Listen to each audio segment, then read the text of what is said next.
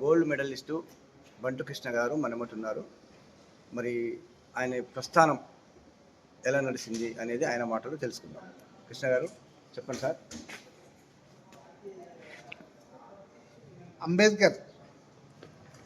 అంబేద్కర్ అనే ఒక పదమే నేడు ప్రపంచంలో భారతదేశ కీర్తిని ఎల్లవేళలా నలుదిక్కుల పిక్కటిల్లేలా అంబేద్కర్ అంటే ఒక భారతదేశంలోనే కాదు ప్రపంచ మేధావిగా గుర్తింపబడ్డాడు. అంబేద్కర్ భారత రాజ్యాంగ నిర్మాత.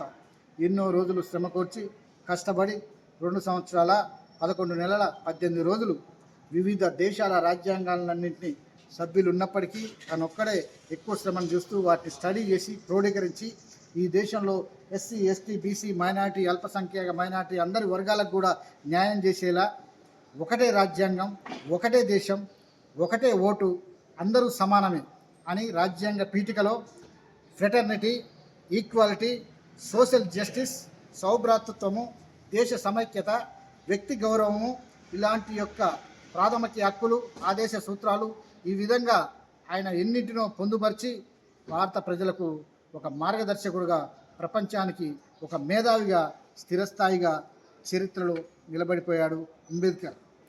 అలాంటి మహనీయుడు మన దేశంలో జన్మించడం మన అదృష్టం.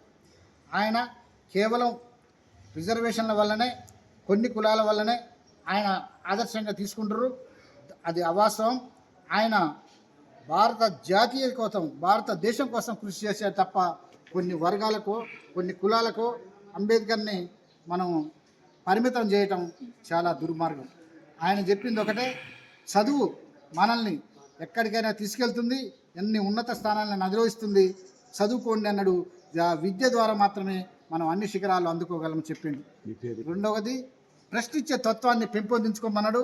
ప్రశ్నించే ద్వారానే మనం జ్ఞానం సంపాదిస్తాం, విజ్ఞానవంతులు అని చెప్తున్నాను. నేను పిహెచ్డిలో జర్నలిజం చేసి దాంట్లో గోల్డ్ మెడల్ తీసుకొని తర్వాత రాజ్యాంగం తెలుసుకుంటే LLB కూడా చదివాను.